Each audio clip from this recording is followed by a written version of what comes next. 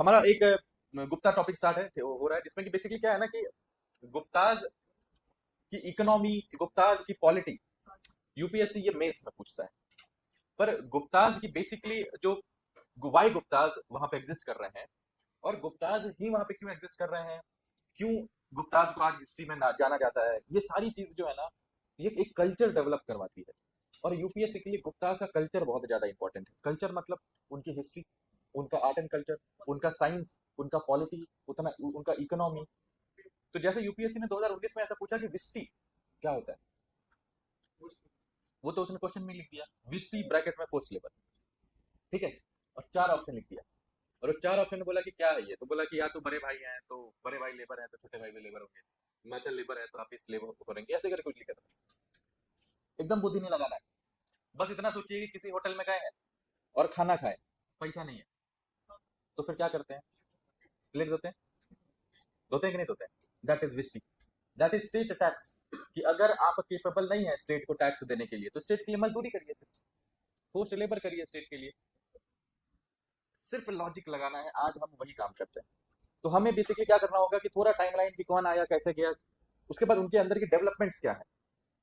तो जैसे हमने मौर्यस में उनकी पॉलिटिकल हिस्ट्री देखी है पूरी, कि पूरा पॉलिटिकल एडमिनिस्ट्रेटिव स्ट्रक्चर है, इकोनॉमिक एडमिनिस्ट्रेटिव स्ट्रक्चर है, इसमें बहुत लिखना है। तो मैं थोड़ा बहुत, अब जब तक मैं बोल रहा हूँ तब तक अपना हाथ सीधा कर लीजिए, ठीक है। वो जब तक मैं बोल रहा हूँ का क्या तात्पर्य है। चलिए, गुप्ताज की टाइमलाइन जो है वो ऐसी आती है कि लगभग 310 एडी। अब इससे पहले हम क्या जानते हैं कि 220 तक कौन बैठे हुए हैं, 220 एडी तक में कुशांस बैठे हुए थे ना। और कुशांस के बाद छोटे मोटे टेरिटरीज के पास चली गई थी पूरी की पूरी एरिया। इतना पता है, यहाँ तक रिलेट कर पा रहे हैं, ठीक है। 310 से 15 एडी के आसपास में एक छोटा सा, यही यही जो छोटी छोटी किंगडम्स थी ना, ऐसा ही ये छोटी छोटी किंगडम्स में एक बंदा यहाँ पे आता है, और उसने अपना ऐसा सरकार स्टार्ट किया, छोटा सा टेरिटरी स्टार्ट किया, ठीक है। किसी ने कोई भाव नहीं दिया, उसने बोला कि ठीक है, मेरे मेरे बाप दादा के पास में ये जमीनें हैं, तो ये जमीन का मैं राजा, अपने आप को राजा बोल भी नहीं रहा था। ये बात किसी को नहीं पता थी टिल 7th सेंचुरी। 7वें सेंचुरी में कोई आदमी आता है और बताता है कि अच्छा, श्रीगुप्त नाम का भी कोई आदमी हुआ करता था, नहीं तो हमें तो पता ही नहीं था। तो वो छोटी सी टेरिटरी पे बैठा हुआ है, अपना नॉर्मल रूल कर रहा है। उसका बेटा आता है जिसका नाम है घटोत्कच। तो घटोत्कच भी वहां पे बैठ के सिर्फ यही कर रहा है। उसको एक्सपेंशन पॉलिटिकल इंटिटी से कोई मतलब नहीं है, बस एक लोकल एरिया का एक रूलर है, छोटा सा ट्राइबल हेड है, और वो ट्राइबल हेड जो है उसके अंदर में कुछ जमीनें आती हैं, और उस जमीन के अंदर में कुछ पॉपुलेशन रहती है, तो उसका वो मालिक बना फिर रहा है, ठीक है। बट अराउंड 325 या 330 एडी के आसपास में हम क्या देखते हैं कि एक ऐसा आदमी आता है जिसका नाम है चंद्रगुप्त वन, CG1। और इसने सबसे पहले एक्सपेंशनिस्ट पॉलिसी अपनाई, और इसने सबसे पहले अपना नामकरण किया कि मैं महाराजा धीराज हूँ, ठीक है। दैट मीन्स कि किंग प्रोक्लेम कर रहा है अपने आप को कि मैं एक बहुत बड़े एरिया का महाराजा धीराज हूँ, ठीक है। अब किंग ने प्रोक्लेम कर दिया, अब इसके बाद इसने अपनी टेरिटरीज को एक्सपैंड करना स्टार्ट किया। हमें कैसा पता क्या किया नहीं किया इसने, हमें पता है एक बुक के कारण जिसका नाम है कौमुदी महोत्सव, ठीक है। तो गुप्ताज में जितने किंग आएंगे वो सारे किंग का एक सोर्स आपको पता होना चाहिए। तो कॉमेडी महोत्सव जिसे वज्जिका ने लिखा है, वज्जिका बुक ऑथर है, इसने बताया कि देखो एक बंदा आया जिसका नाम है चंद्रगुप्त वन, और इसने छोटी सी टेरिटरी को एक्सपैंड करना स्टार्ट किया, द अंग और द भागलपुर रीजन। छोटी सी एरियाज को एक्सपैंड किया, अपने आप को महाराजा धीराज का टाइटल दिया। पर जिस समय ये एक्सप्लोर कर रहा था ना, अपने एरियाज को बढ़ा रहा था, लोग सीरियस नहीं ले रहा था। इसने बोला कौन जातो, बोला हम गुप्ता है, वैश्या है। बोला कि मैं क्या राजा बनोगे, तो भाव ही नहीं दे रहा था उसको। बोला गुप्ता वैश्य क्षत्रिय थोड़ी होते हैं, राजा तो क्षत्रिय ही अच्छा लगता है। तो चंद्रगुप्त वर्ण के कारण इस सोसाइटी में ये फ्रेमवर्क आ चुका था, जिसके कारण से एक राजा, आप समझ लो समाज कितना परिवर्तित हो चुका है, कि एक समय राजा डोमिनेंस दिखा रहा है प्रजा पे, अभी प्रजा बोल रही है कि हम तुमको नहीं मानेंगे। सोसाइटी में बदलाव आ रहा है। तो कल को अगर बोला जाता है कि सोसाइटी में ये डार्क, कभी कभी गोल्डन पीरियड बोला जाता है गुप्ता पीरियड को, कभी कभी डार्केस्ट पीरियड बोला जाता है। तो डार्केस्ट पीरियड सोसाइटी, कि सोसाइटी धीरे धीरे अपने आप को बोल रही है कि विकास सिस्टम बहुत ज्यादा प्रेवलेंट हो गया। इसने क्या किया, इसने बोला क्या कि आसपास में कोई सुंदर लड़की है क्या, तो बोला है ना, ऊपर में कुमारा देवी नाम की एक लड़की है, जिसका नाम जो लिच्छवीज की प्रिंसेस है। तो लिच्छवीज कौन है याद है, ठीक है, वो बिंबिसार अजात शत्रु वाला लिच्छवीज, उसने उससे ब्याह किया था। अजात शत्रु को 15 साल लग गए थे लिच्छवीज को तोड़ने के लिए। ये 400 बीसी की बात हो रही है। अभी हम 300 एडी में आ चुके हैं, 700 800 साल बाद। ये 800 साल के बाद भी लिच्छवीज वहां बैठे हैं और इतना प्रेवलेंट है कि एक राजा अपने आप को बड़ा बनाने के लिए क्या बोल रहा है कि हमको वहां ब्याह करवा दो। तो कुमारा देवी से उनका ब्याह होता है और उसके बाद एक बेटा होता है जिसका नाम है समुद्रगुप्त। ठीक है। अब चूंकि समुद्रगुप्त जो था वो उसको बोला गया कि भाई तुम क्षत्रिय हो, तुम वृत्रा हो, वृत्रा मींस लिच्छवीज के वंशज हो, तो तुम रूल कर सकते हो, तुमको सोसाइटी ने परमिशन दे दी, तो आप रूल करो। तो जो टेरिटरी बहुत लिमिटेड एरियाज में चंद्रगुप्त वन कर पाया था, समुद्रगुप्त ने क्या किया सबसे पहला इसका बहुत, अब इसके बारे में कैसे हमें पता, इसके बारे में एक हरि सिंह नाम का इसका सीजीआई था, चीफ जस्टिस ऑफ इंडिया, और महाकवि का भी टाइटल उसको मिला था। तो 3-4 डिफरेंट डिफरेंट पोस्ट एक आदमी के पास थी। दैट सोच कि आदमी भरोसा नहीं करता था किसी और पे, एक ही आदमी को सारी जिम्मेदारी दे रखी थी। इसने इलाहाबाद में एक प्रयाग प्रशस्ति बनाई और उस प्रयाग प्रशस्ति में क्या लिखा कि देखो एक बंदा है जिसका नाम है समुद्रगुप्त और वो ऐसा है। कैसा? वो ऐसा है कि उसने बोला मुझे तो पूरी इंडिया पे ऑक्यूपेंसी करनी है। पूरी इंडिया पे ऑक्यूपेंसी करने के लिए सबसे पहले मैं क्या करूंगा कि मैं पॉलिटिकली डिवाइड करूंगा वो एरियाज को। पॉलिटिकली डिवाइड का मतलब this is Madhya Desh, this is my neighbouring regions, these are outer regions, these are far from land regions. ये 4 डिफरेंट डिफरेंट रीजन्स पे उसने पहले डिवाइड किया और 4 डिफरेंट रीजन्स को 4 तरीके से बोला कि मैं इस पे ऑक्यूपेंसी जताऊंगा कि डिफरेंट जो एकदम close to their capital region है इस पे उसने हमला किया, बाय वॉर ऑक्यूपेंसी की।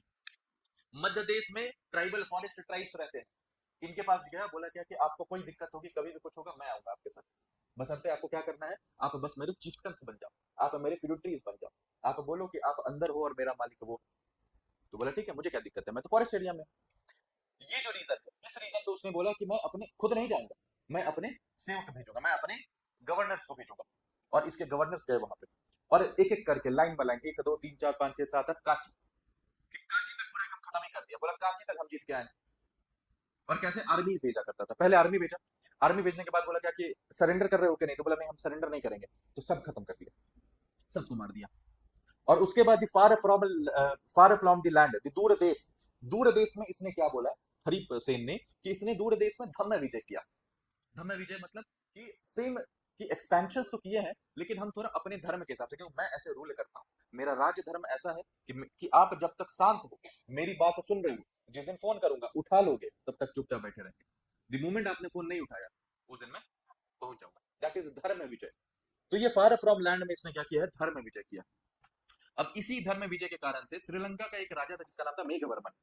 तो मेघवर्मन वगैरह को पता था कि भाई देखो ऊपर से तो आ रहा है, पहुंच जाएगा नीचे, तो हम ही पहुंच जाते हैं। तो ये बहुत सारे राजा ना इसको क्या करते थे, वहां जाके सलामी ठोकते थे कि यस सर, सलाम सर, सलाम सलाम। तो ये प्रॉपर स्ट्रेट लाइन में जो रीजंस थे, ये समुद्रगुप्त ने अपनी ऑक्यूपेंसी में ले लिया। ठीक है। ये सारी की सारी जानकारी हमें कहाँ मिलती है कि प्रयाग प्रशस्ति नाम की एक एडिक्ट है जिसमें ये सारी बातें लिखी गई।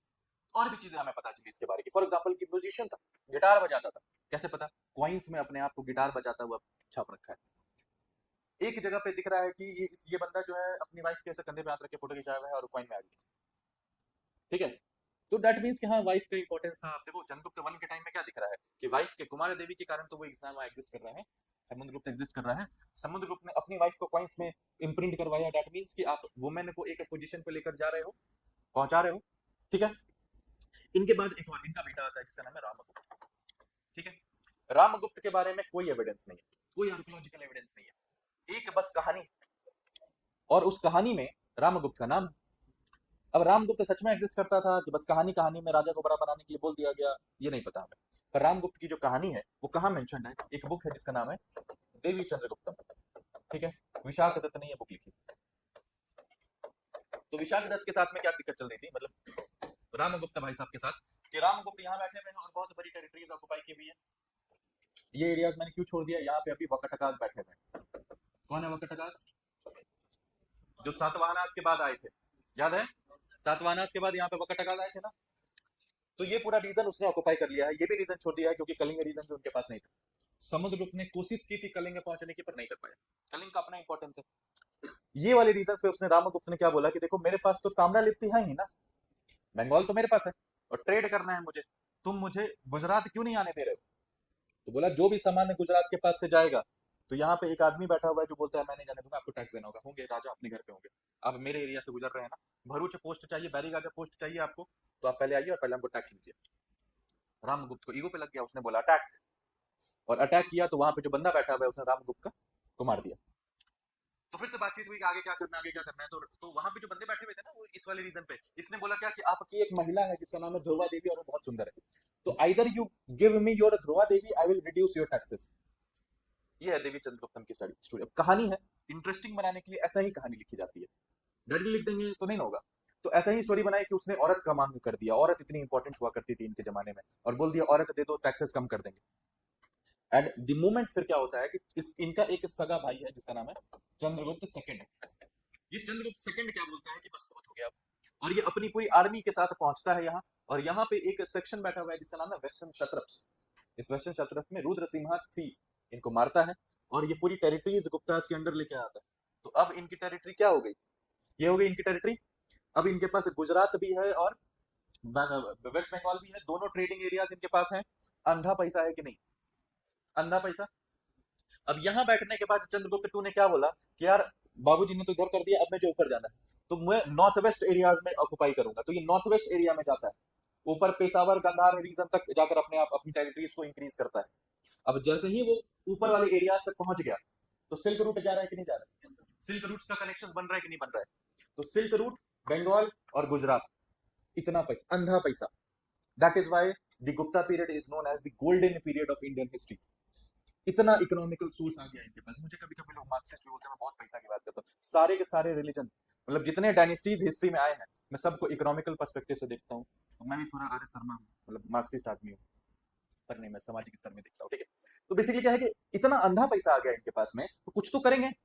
कहाँ दिखेगा वो, कल्चर में दिखेगा, क्वाइंस में दिखेगा, बहुत क्वाइंस। सबसे ज्यादा गोल्ड क्वाइंस किसने इशू किए, प्रीलिम्स का बेसिक क्वेश्चन, गुप्तास। कनिष्क ने इंडो ग्रीक्स में, द फॉरेनर्स, उसको भी क्यों सबसे ज्यादा। यार जिस दिन मैंने कनिष्क पर आ रहा था उस दिन गुप्ता बोल रहे थे, अब कनिष्क बोल रहे हैं तो गुप्ता बोल रहे हैं। सबसे पहले गोल्ड क्वाइंस किसने इशू किए, इंडो ग्रीक्स ने। सबसे ज्यादा किसने इशू किए, किसी फॉरेनर ने, कनिष्क ने।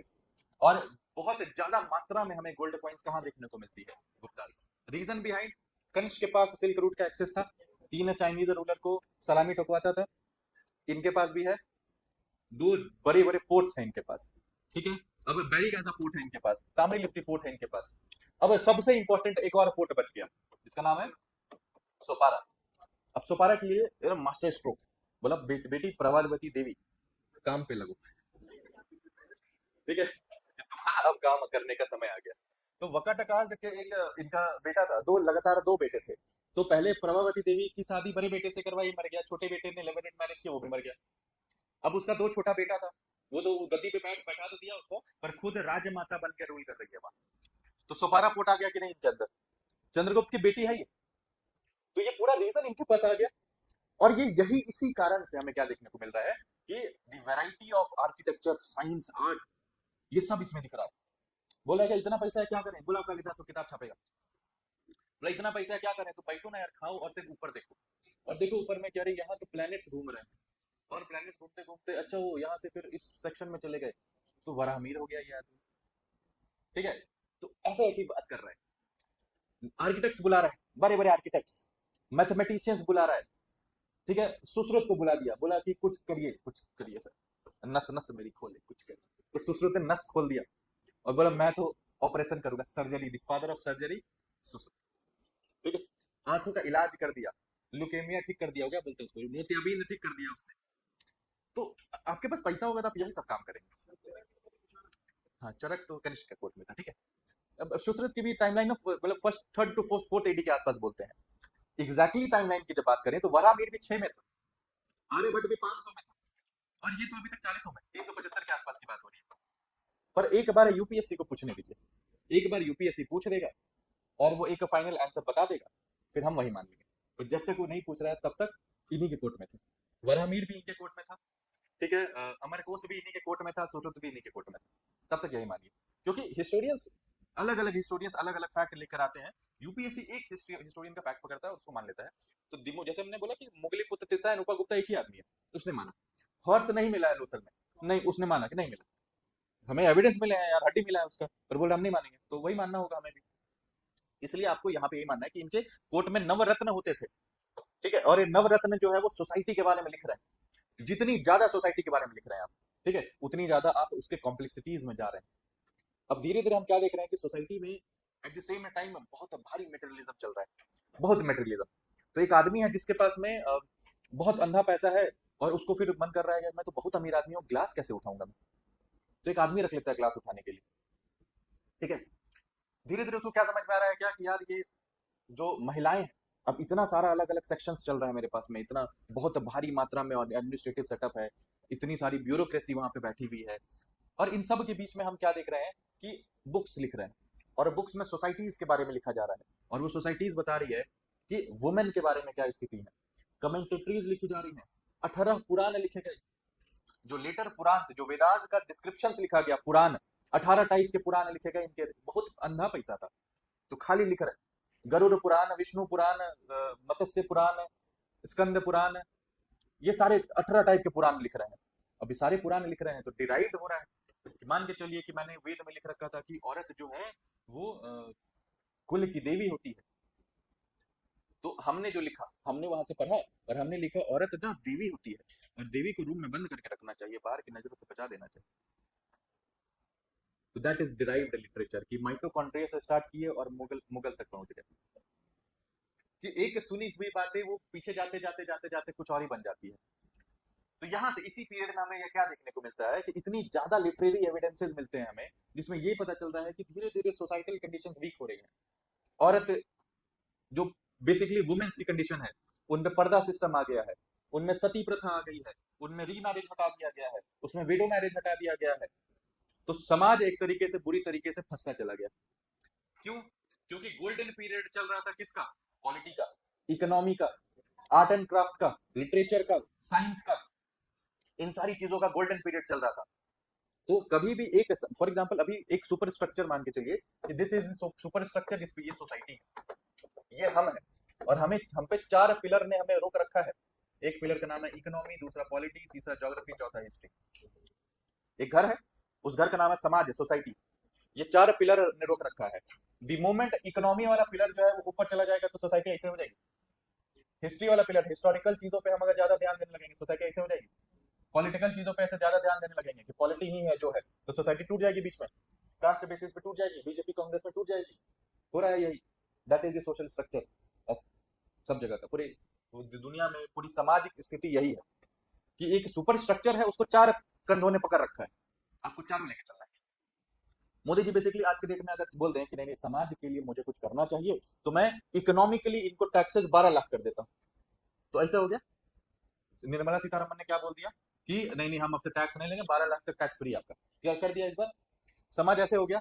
क्यों ऐसे हो जाएगा? अब देखिए धीरे धीरे ये जो पॉलिटिकल लोग है ना, ब्यूरोक्रेसी, इनको सैलरी मिलना बंद हो जाएगा, क्योंकि हम जो टैक्स देते हैं वही रेवेन्यू रिसिप्ट कहलाता है, उसी से पेंशन सैलरीज दिए जाते हैं। उनको पेंशन सैलरी नहीं दिया जाएगा, पॉलिसी पैरालिसिस मरवा देंगे। तो पॉलिसी पैरालिसिस जैसे ही मर गया तो सोसाइटी में डिटोरिएशन हो गया, रोड ही नहीं बन रहा है, ब्रिज ही नहीं बन रहा है, करप्शन पे करप्शन किए जा रहे हैं। क्यों? सरकार पैसा नहीं देती है, तो हमको खुद कमाना पड़ रहा है। तो एक ईडब्ल्यू सर्टिफिकेट बनवाना है तो 500 रुपया लॉ बना देंगे, क्यों? सरकार पैसा नहीं देती है हमको। तो बेसिकली हमेशा देखिए कि आपने अगर किसी एक चीज पे ध्यान दिया, आपकी सोसाइटी खराब हो जाएगी। हुआ यही गुप्तास के टाइम। ठीक है, अब इनके समुद्रगुप्त, इनके बारे में हमें कहा पता चलता है? इनके बारे में एक तो देवी चंद्रगुप्तम ने बताया, दूसरा ये ऊपर गए हैं, ये सारे एरियाज को अंधा पैसा के साथ ऑक्युपाई किया है। ये एक मेहरौली पिलर इंस्क्रिप्शन है, कुतुब मीनार गए हैं, देखा है कुतुब मीनार? कुतुब मीनार के बाहर में एक पिलर है ऐसा गोल सा, मेहरौली पिलर इंस्क्रिप्शन बोलते हैं, वो इस प्लेस का नाम मेहरौली है। ठीक है, तो मेहरौली में एक पिलर है जिस पर जब जूम करके देखेंगे ना तो उसमें लिखा हुआ है कि मैं चंद्रगुप्त हूँ, मैंने ऐसा ऐसा काम किया, मेरे कोर्ट में ये बैठा हुआ था, मैंने ये सारा काम लिखा हुआ है। तो हमें इनके 2 अलग अलग इंस्क्रिप्शन मिलते हैं, प्लस इनके बारे में इन्हीं के कोर्ट में तो कालिदास बैठे हैं, तो कालिदास तो इतनी सारी किताबें लिख रहे हैं। आर्यभट्टिका लिखी जा रही है आर्यभट्ट के द्वारा, वराहमिहिर लिख रहे हैं वहां पे, तो जो भी चीज लिख रहे हैं, तो गए थे आज सरकार से पूछने के लिए कि सरकार सैटर्न ने ढूंढ लिए हैं, जुपिटर के बारे आगे बढ़े क्या, तो सरकार ने मुझे बैठाकर आज मस्त मस्त चीजें खिलाई हैं। लिख रहे हैं ना ये, तो पता चल रहा है सरकार कौन है। तो सरकार मीन चंद्रगुप्त वहां पे छोटी छोटी चीजें हमें हिस्ट्री के बारे में बताती है ना। इनके बाद इनका एक बेटा आता है जिसका नाम है कुमारगुप्त। कुमारगुप्त की हिस्ट्री में बस यही इंपॉर्टेंस है कि इसने एक पर्टिकुलर लोकेशन पे नालंदा यूनिवर्सिटी बनवाई। ठीक है, अब ये नालंदा यूनिवर्सिटी को नालंदा में क्यों बनाया? नालंदा यूनिवर्सिटी को नालंदा में इसलिए बनाया गया क्योंकि ऑलरेडी समुद्रगुप्त के टाइम पे ये जो साउथ में एक बंदा है जिसका नाम है मेघवर्मन, ये मेघवर्मन ने बोला क्या कि सर मैं चाहता हूँ कि नालंदा नाम की एक जगह है जहां से बहुत सारे लोग अलग अलग देश विदेश से आते हैं, इस जगह पे मैं चाहता हूँ कि एक गेस्ट हाउस रिसोर्ट खोले कि जो भी बुद्धिस्ट आदमी आए ना तो वहां पे थोड़ा सा बैठ सके, थोड़ा मतलब चिल कर सके, स्विमिंग पूल वगैरह बनाना चाहते हैं, तो परमिशन दीजिएगा? तो बोले, ले लो परमिशन। बोला आप तो अनुकंपा आदमी है, कंपैशनेट। बोला आओ ऊपर आओ, मतलब पूछो सबसे, हाँ अनुकंपा आदमी है कि नहीं, तुमने अभी मेरा कहर देखा कहाँ? ठीक है, वो तो तुम आ गए जमीन मांगने तो दे दिए, नहीं तो फिर हम आते तो तुम्हारी पूरी श्रीलंका ले लेते। दैट इज वाई उस जगह पे एक ये बीपीएससी 67 का पूछे, 68 का है, 67 में आई थिंक पूछा, तो ऑप्शन उसमें डाल रखा था कि किसने मोनास्ट्री के बारे में पूछा नालंदा में, तो सबको पता है कुमार गुप्त ने नालंदा बनवाई है, तो लोग इसके बाद सोचेंगे कि मोनास्ट्री बनी होगी, भाई इससे पहले समुद्रगुप्त ने उससे पहले पूछा है। उसी जगह पे मोनास्ट्री थी, उसी जगह पे लोग आते थे, इकट्ठे होते थे, तो वहीं पे एक समय पे इसने नालंदा यूनिवर्सिटी बना, ठीक है। इनके बाद में एक और बंदा आएगा जिसका नाम है स्कंदगुप्त, ठीक है। ये स्कंदगुप्त इसलिए हिस्ट्री में फेमस है क्योंकि वो जो गिरनार इंस्क्रिप्शन है ना, जिसमें ऊपर में अशोका ने लिखवाया कुछ, यहाँ बीच में रुद्रदमन ने लिखवाया कुछ, ये जो जगह बचा था यहाँ पे स्कंदगुप्त ने अपना नाम लिखवा दिया। बोला कि मैं भी यहाँ आया था, उस समय फमाइन का सिचुएशन चल रहा था, तो मैंने यहाँ पे पीडीएस सिस्टम से अनाज बांटा, मैंने सुदर्शन लेक में थोड़ी बहुत रिक्वायरमेंट सीमेंट उमेंट से पुताई करवाई, लीकेज हो रहा था वहाँ पे, तो ये सारा काम मैंने किया। बोला और क्या किया आपने?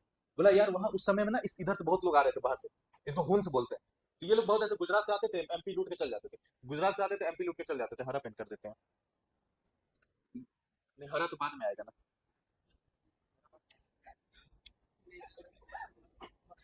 ठीक है। इधर से आते थे गुजरात से एमपी लूट के चल जा रहे हैं, गुजरात से आ रहे हैं एमपी लूट के चल जा रहे हैं, तो इस जगह पे स्कंदगुप्त एक बार बैठ गया, बोला कि हम देखते हैं इस बार आ रहे हैं तो क्या होता है, तो आए इधर से मेरकुल आया, तो मेरकुल को बढ़िया से पीटा, बोला दोबारा आओगे? तो बोला नहीं नहीं अब नहीं है। हुंस नाम था इनका, हुनाज बोलते हैं इनको, तो हुनाज क्या थे? रेडर्स हुआ करते थे, जैसे मराठा रेडर्स हुआ करते हैं ना, वैसे ये भी रेडर्स जाते थे, लूट पाट मचाते थे, लेके चल जाते थे, उनको राजपाट साम्राज्य से कोई मतलब नहीं था, बस जा रहे हैं लूट रहे हैं चल जा रहे हैं, जा रहे हैं लूट रहे हैं चल जा रहे हैं, तो बार बार उस एरिया से कुछ जाते थे, सिंध रीजन से बार बार आ जा रहे हैं, ठीक है। तो इस रीजन पे एक दिन उसने स्कंदगुप्त ने पकड़ लिया उनको और अच्छी तरीके से बताया, उसके बाद क्या किया, लिख दिया, बोला मैंने हुनाज को हराया था, हुनाज आक्रमण करते थे, मैंने हुनाज को हराया, व्हाइट हुंस बोलते थे, सफेद सफेद सकाज, व्हाइट सकाज बोलते हैं। बोला क्या किया, इस रीजन पे तो मेरे दादा ने सकाज को हराया था, तो तुम कैसे बोलते हो? विक्रमादित्य टाइटल भी ले लिया, एक्नॉलेज भी कर लिया कि हाँ मैंने हरा दिया, तो फिर दोबारा वहां अटैक कैसे हो रहा है? तो बोला सकाज ही है बस सफेद है, ठीक है, तो व्हाइट हुनाज भी बोलते हैं कभी कभी। तो ये बंदा, इसी के बीच में क्या होता है कि स्कंदगुप्त ने सारी चीजें यहाँ लिख दी, पर ये आक्रमण कम नहीं हुआ, इसने नॉर्थ वेस्ट एरिया को सिक्योर नहीं किया, इसको सिक्योर करना चाहिए ना, हरा दिया चला गया। हिस्ट्री बार बार वही सिखा रही है आपको, अगर मोहम्मद गोरी 17 बार आता है और 17-16 बार आप उसको हरा देते हैं, तो अगली बार आप अपना टेरिटरी सिक्योर करेंगे कि नहीं करेंगे? कि इंतजार करेंगे कि फिर से आइए, फिर से मारेंगे, फिर से आइए? एक बार तो हारिएगा, और जब एक बार हारिएगा तो आंख निकाल देगा आपका, है ना? वही हुआ पृथ्वीराज चौहान के साथ, तो that is history, history repeats itself until and unless you learn from it, जब तक नहीं सीखेंगे तब तक फेल होते रहेंगे, इसलिए 6 अटेम्प्ट है यूपीएससी, ठीक है। इसी टाइमलाइन पे हमने क्या देखा कि इन्हीं के कोर्ट में एक गवर्नर हुआ करता था एमपी के आसपास, पुष्पगुप्त नाम था उसका, ठीक है। तो पुष्पगुप्त को हुनाज ने जब मार दिया, तो उनकी एक बीवी थी, उसने क्या किया, अपने आप को उनकी ही फायरिंग पे जला दिया, अपने आप को आग लगा दी। और ये कहाँ लिखा गया? ये एमपी में एक ईरान नाम की जगह है, ERAN नॉट IRA, ईरान है। और पहली बार सती के बारे में जो मेंशन्ड है वो ईरान इंस्क्रिप्शन में मेंशन्ड है, ठीक है। कि अब ये जब पता चला, गुप्ता ऐसे ही बदनाम चल रहे थे सोसाइटी में, औरतों को कुल देवी से देवी बनाए हुए हैं, बोल रहे नहीं शुद्राज को नहीं पढ़ने देंगे, बहुत मेहनत लगा है कालिदास को किताब लिखने में, पुराने लिखने में, विष्णु पुराण, और विष्णु पुराण के ऊपर में विष्णु जी की फोटो है, बोला शुद्राज नहीं छुएंगे विष्णु जी को, ठीक है। ऐसा ही सोसाइटी बदनाम चल रही है, और ऊपर से वहां पे सती हो गया। हिस्ट्री तो हम बैक अभी देख रहे हैं, देख रहे थे वो ईरान वहां पे गुप्ता के टाइमलाइन पे है, तो अभी हमें क्या समझ में आ रहा है कि भाई देखो सोसाइटी और खराब, सती शुरू हो गया, सती तो पहले से चल रहा था यार, लिखा नहीं गया था कभी, पर उनके टाइम में लिख दिया तो और खराब हो गई। इन्हीं में एक बहुत बढ़िया आदमी आता है जिसका नाम है बुद्धगुप्त, ठीक है। बुद्धगुप्त के साथ में ऐसा है कि हिस्ट्री इनको ये याद रखती है कि इनको ना एक बार क्या हुआ कि गुनाज आए और उसने बोला कि राजा इसको मारो, नहीं मैं राजा नहीं हूँ, ये राजा है, और तुरंत हाथों हाथ उसने विष्णुगुप्त को अपनी गद्दी पकड़ा दी, बोले ये राजा है इसको मार दो, और that was the last king of Vishnugupta, Gupta dynasty यहीं से खत्म। आप समझ रहे हो, समुद्रगुप्त, नेपोलियन, क्यों बोलते हैं इसको नेपोलियन यार? इसकी जो स्ट्रैटेजी थी ना कि अलग अलग रीजन्स बना के उसको ऑक्युपाई करना, ये सेम नेपोलियन की भी थी। नेपोलियन ने भी अलग अलग टेरिटरीज बांट रखा था कि इजिप्ट को ऐसे लेंगे, इजिप्ट में टेरिटोरियल रीजन है, ठीक है। जर्मनी जाएंगे तो उसको ऐसे ऑक्युपाई करेंगे, जो ईस्टर्न साइड में बढ़ेंगे तो उसको ऐसे ऑक्युपाई करेंगे, तो उसकी स्ट्रैटेजीज थी। रशिया में घुसा ना, तो रशिया में उसकी ऐसी थी कि उसने बोला गया कि रशिया में घुसते जाएंगे घुसते जाएंगे। रशियन फोर्सेस बहुत कम थे और उतने टैलेंटेड भी नहीं थे। जिन्होंने बोला यार हम नेपोलियन से लड़ने जाएंगे तब तो हार जाएंगे, तो एक काम करते हैं उनको भगाओ। तो बोला भगाओ यहाँ से, भगाते भगाते भगाते भगाते भगाते भगाते यहाँ तक पहुंच गए। अब उसके बाद बोला गया कि बस छोड़ दो इनको, गायब हो जाते। इनके पास कोई रिसोर्सेज नहीं है, घोड़ा है, वापस नहीं जाएंगे वहां पे। टोटल ऐसा बोलते हैं कि 10 आदमी वापस आया, ना फाइट हुई ना कुछ हुआ, सिर्फ यहाँ से 10 आदमी वापस आया। ये बोलते हैं इसलिए नेपोलियन ने टेरिटोरियल, उनका टेरिटोरियल एक्सपेंशन का जो तरीका था वो भी फेलियर साबित हुआ। तो वीएस में तो बोलते हैं ये नेपोलियन ऑफ इंडिया। भाई नेपोलियन को तो रशिया ने हरा दिया था। किसने हराया इसको? किसी ने नहीं हराया। समुद्रगुप्त एकदम जीते जागते मौत मरा है, आराम से नेचुरल डेथ हुई है उसकी। कोई कू नहीं, कोई कुछ नहीं, कोई बिठा लेता, किसी ने कुछ नहीं किया उसके साथ, आराम से जीते जीते मरा है। ठीक है, तो that is the Europe historical approach. ठीक है, श्रीगुप्ता, घटोत्कच, चंद्रगुप्त वर्ण, समुद्रगुप्त, रामगुप्त के साथ में चंद्रगुप्त दी सेकंड। अब ये सेकंड को कभी कभी चंद्रगुप्त विक्रमादित्य भी लिखते हैं। क्यों लिखते हैं? एक मिनट आप, वर्षा, जल्दी, जल्दी एकदम नहीं सोचना है।